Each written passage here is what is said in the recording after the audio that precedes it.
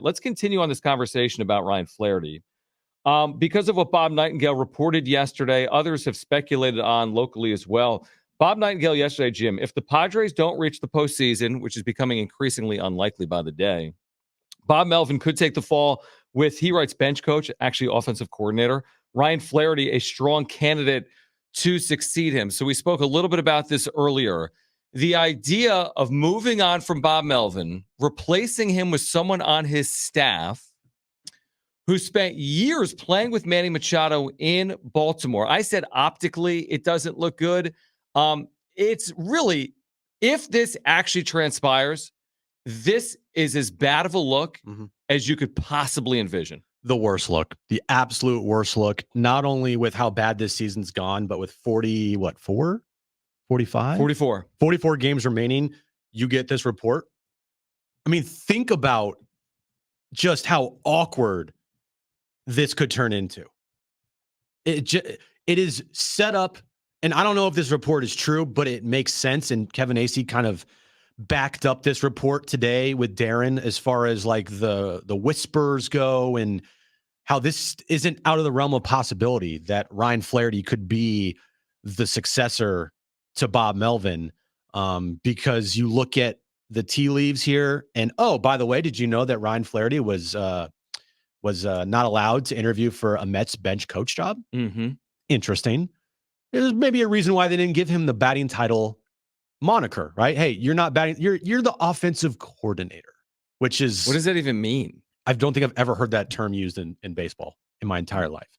But the fact that these reports come out now, when you are in the midst of the biggest disappointment of a season in franchise history, I think that's safe to say at this point, with the expectations they had and the money they spent. There's no other season that's been more disappointing than this one that I can remember.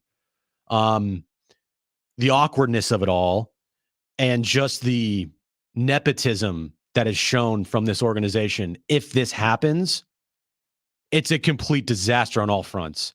And I said, look, if you end up firing, which it's going to be, it will not be a Bob Melvin's retiring or Bob Melvin is taking a leave or they mutually part ways. No. This is a firing. This would be a firing if Bob Melvin is not the manager next season. You end up firing Bob Melvin to hire another first-time manager, a bench coach who happens to be Manny Machado's good friend, or at least, it is portrayed that Manny and him get along very well. Interesting how that works. There is no defense of this. If this happened, there's no explanation. There's no reasonable spinning of this. If they happen to go down this path, no one will believe you. Everybody will think you're a fraud, and everybody will want you to be fired. Let me ask you this. This idea that the team has gone sideways, but if Ryan Flaherty was at the helm, it wouldn't, I think is certainly a bridge too far. Also, this idea, I don't care what his title is, but he is offensive coordinator. He is bench coach, whatever. This is the worst hitting team in baseball in the clutch. There's a zillion stats that would support that.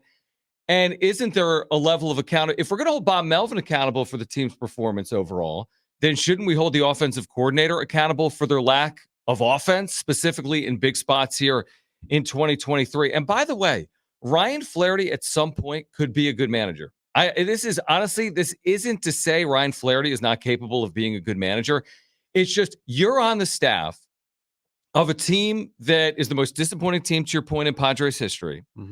You've got one of the most well-respected managers in baseball, and you're going to move on from him to elevate someone on his staff. This isn't earned. It would be one thing if this team was 74-50 right now and Bob Melvin was walking away and you wanted to elevate someone on his staff to keep this thing intact. It's a whole nother thing to move on from Bob Melvin for Ryan Flaherty. And to everyone's point, the idea that A.J. Preller can make another hire is almost laughable at this point. And it can't just be, hey, it's Ryan Flaherty's job.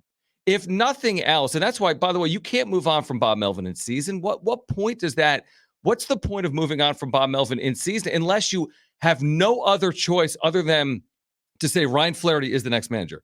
We don't want to interview anyone else. We're going to move on from Bob Melvin in season because we don't want to interview anyone else. We'll elevate Flaherty. We'll make him interim when the season ends. We're going to make him full-time manager, but you're just left scratching your head if this is ultimately the decision of the organization. You really would be. I think that press conference, if that happens, would be just the weirdest press conference ever. I'm already envisioning it in my head of AJ Preller and Peter Seidler trying to spin this thing. Mm-hmm. There's no spinning of it. There's none. As I almost break my microphone. You're so mad. I am. it's just so frustrating to me how this report comes out right now. And maybe consider the source, maybe consider that's from Bob Nightingale. I don't know, but it's honestly not too far off, I think.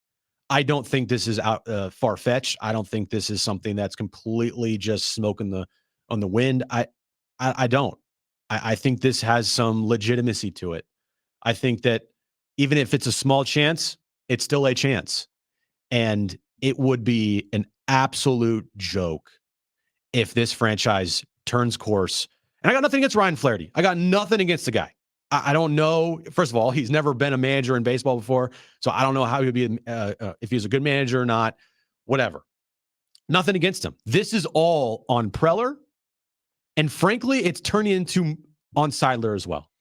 And by the way, again, this goes back to this idea that the day you brought Manny Machado here, you've kind of not just elevated, like you've elevated Manny Machado, at least publicly, again, optically, to like this position where he's pulling the strings. Yeah. You made coaching staff changes after 2019. You've extended him where potentially the owner did that as, priority number one. The owner said, I'm going to do this because Manny Machado is so valuable to this franchise, which is understood, by the way, after 2022. He finished second in National League MVP voting. But like, you're going to do everything for Manny Machado, but do you really need to do that? I mean, you've given this guy a $350 million contract. Like, it has to line up perfectly for Manny Machado. This team should be motivated regardless of who the manager is. And by the way, by all indications, Manny Machado has a very good relationship with Bob Melvin. It's just the whole thing doesn't make any sense. It really doesn't. The fact that AJ Preller could hire a fourth manager doesn't make any sense.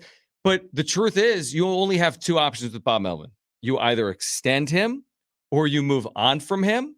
And it's hard to envision, based on the way this team is playing right now, he's extended. Therefore, you're going to have another change in 2024.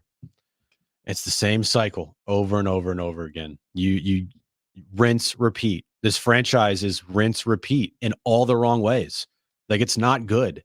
It's bad all the time.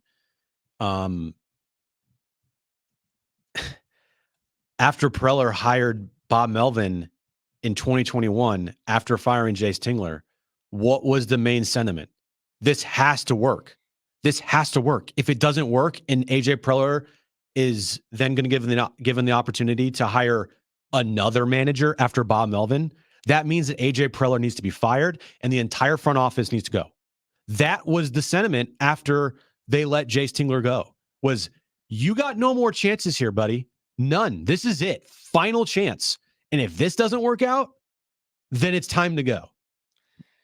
I mean, we did this the other day and it was kind of laughable. The New York Yankees, again, it's not fair to make the comparison, but the New York Yankees have had four managers since 1991. And AJ Preller is weeks away from hiring his fourth full-time manager.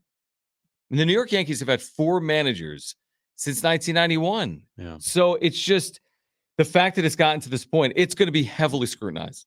If it's Ryan Flaherty, it'll be, highly criticized. But no matter who he hires as the next manager implies that he is hiring the next manager, right? No matter who it is.